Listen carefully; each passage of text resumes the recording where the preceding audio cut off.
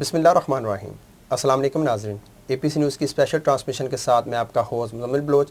آج کی ہماری مہمان شخصیت علی رضا، جو کہ سیکرٹری جنرل ہے پاکستان چیمبر آف ایجوکیشن کے، ہم آپ کو خوش آمدید کہتے ہیں۔ جی شکریہ مزمل۔ سر، یہ پاکستان چیمبر آف ایجوکیشن ہے کیا اور اس کا رول کیا ہے؟ پاکستان چیمبر آف ایجوکیشن ایک یونیک آئیڈیا ہے۔ پہلے تو اس سے مراد یعنی چیمبر سے مراد کامرس اور انڈسٹری سے جڑا ہوا ہی محسوس ہوتا تھا، لیکن چونکہ ایجوکیشن ایک بڑا سیکٹر ہے، میرے خیال میں دنیا میں سب سے زیادہ اگر لوگ کسی سیکٹر سے انوالو ہیں انسان تو وہ ایجوکیشن ہی ہے۔ تو پاکستان میں ہم نے خصوصاً کووڈ میں دیکھا کہ ہماری جو نمائندگی ہونی چاہیے تھی، ریپرزنٹیشن ہونی چاہیے تھی ٹورڈز گورنمنٹ انسٹیٹیوشنز ڈپارٹمنٹس، وہ اس طرح سے نہیں تھی جس طرح سے اصل میں ہونی چاہیے تھی۔ تو ہم نے یہ آئیڈیا کنسیو کیا اور اس کے بعد ہم نے اس کو لانچ کیا، تو ہماری جو توقع تھی اس سے کہیں زیادہ پذیرائی اس کی ہوئی، اور اب پنجاب میں اور سندھ میں یہ پراپر فیڈرل ایریا میں لانچ ہو چکا ہے۔ اس میں بلکہ ضلع اور تحصیل اور اب یونین کونسل لیول تک بھی بعض جگہوں پہ اس کا اسٹرکچر قائم ہے، اور ہم اصل میں تو ایڈوکیسی اور برج کا رول پلے کرتے ہیں، یعنی بٹوین دی گورنمنٹ ایجنسیز اور ڈپارٹمنٹس اور ہمارا جو پرائیویٹ سیکٹر ہے، جو کہ بہت بڑا سیکٹر ہے اور گورنمنٹ کا ایک بڑا جو کام ہے اس کو شیئر کر رہا ہے اور اس کو بڑی ذمہ داری سے نبھا رہا ہے۔ اور ہم کووڈ میں بھی خصوصی طور پہ دیکھتے ہیں کہ اس نے بڑی ذمہ داری کے ساتھ، اور میرا خیال ہے پورے پاکستان میں واحد سیکٹر ہے کہ جس نے 20% ڈسکاؤنٹ کے ساتھ جو ہے وہ اس ذمہ داری کو نبھایا ہے، اور اس طرح سے یہ قائم ہے۔ ایڈوائزری کونسل ہے ہماری، پورا اسٹرکچر موجود ہے، ایک ہماری ایگزیکٹو کونسل ہے، اور ہم مل کے کام کرتے ہیں۔ اچھا سر، پاکستان میں پرائیویٹ جتنے سکولز ہیں ان کے بارے میں لوگوں کی متضاد رائے ہے، اس بارے میں آپ کیا کہیں گے؟ یہ بہت دلچسپ سوال ہے۔ بالکل ایسا ہی ہے، آپ نے صحیح نشاندہی کی ہے۔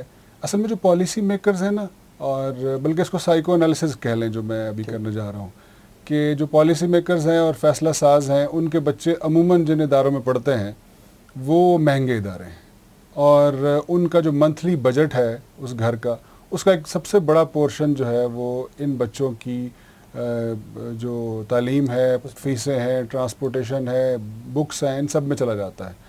اور جب وہ اپنا ظاہر بجٹ دیکھتے ہیں اور اپنی تعلیم دیکھتے ہیں، جب انہوں نے تعلیم حاصل کی تھی تو اس وقت تو بالکل فیس نہیں تھی، تو یہ جو کمپیریزن ہے ان کو آبویسلی ایک پیدا کرتا ہے ایک سچویشن ایسی کہ جس کو جب وہ عمل درآمد کی صورت میں دیکھتے ہیں سارے اسکولوں کو تو وہ ایک ہی پلڑے میں تولتے ہیں۔ تو یہ تو اس کا ایک ایسا پہلو ہے۔ دوسرا یہ ہے کہ ہم مختلف اینٹیز کو الگ کر کے نہیں دیکھتے، جیسا کہ میں نے ابھی ٹرانسپورٹیشن کہا ہے، ابھی میں نے بکس کا کہا ہے، اور باقی چیزیں جو جڑی ہوئی ہیں اس کے ساتھ، تو وہ سب کچھ ایک ہی پلڑے میں ڈال دیا جاتا ہے۔ اور اسی کے علاوہ تیسرا پہلو یہ ہے کہ 80% سے 90% کے درمیان فگرز ہیں جو سکولز 5000 سے کم فیس لیتے ہیں جی، اور اور صرف 10% ہیں جو 5000 سے زیادہ فیس لیتے ہیں، لیکن دونوں کو جب فیصلہ سازی کی جاتی ہے تو ایک ہی جو ہے وہ ایک طرح سے محسوس کیا جاتا ہے، تو یہ بہرحال زیادتی ہے۔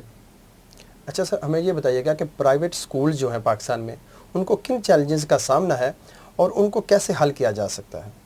جی، اس وقت تو خیر کووڈ کی وجہ سے اوورال چیلنجز بہت زیادہ ہیں، لیکن میں نشاندہی کرنا چاہوں گا جو بالکل مین اس وقت چیلنجز ہیں۔ جی، جیسا کہ شروع میں آپ نے تعارف پوچھا تھا چیمبر آف ایجوکیشن کا، تو وہ بھی یہی ہے کہ تمام چیمبر کا مطلب یہ ہے کہ ایک ایسا روم جس میں سارے اسٹیک ہولڈرز بیٹھیں، اس سیکٹر کی ترویج کے لیے، ترقی کے لیے، تربیت کے لیے اہتمام کریں۔ تو سب سے پہلا تو ہمارا اس وقت چیلنج یہ ہے کہ سکولز کو، جیسے میں نے ابھی کہا کہ 2 کیٹیگریز ہیں، 5000 سے کم اور 5000 سے زیادہ، اور اس کی کوئی لمٹ بھی نہیں ہے۔ ایسے سکول بھی ہیں پاکستان میں جو 1 لاکھ کے قریب فیس لیتے ہیں، اس سے بھی زیادہ لیتے ہیں۔ صحیح۔ تو یہ جو فیصلہ سازی ہے یہ ان دونوں کے لیے الگ الگ ہونی چاہیے، بلکہ ان دونوں کے لیے بالکل ان کو کیٹیگرائز یہ الگ الگ کیا جائے۔ پہلا چیلنج تو یہ ہے، اور ہم مطالبہ بھی ہے۔ دوسرا یہ ہے کہ اس وقت بہت بڑا مسئلہ کینٹ کے سکولز کا ہے۔ کنٹونمنٹ میں پاکستان میں جو 40 سے قریب کنٹونمنٹس ہیں، اس میں کوئی 10-15 ہزار سکول بالکل بند ہونے کے قریب ہیں۔ ان کا ایک بہت بڑا چیلنج ہے جو اس وقت پرائیویٹ سیکٹر کو درپیش ہے۔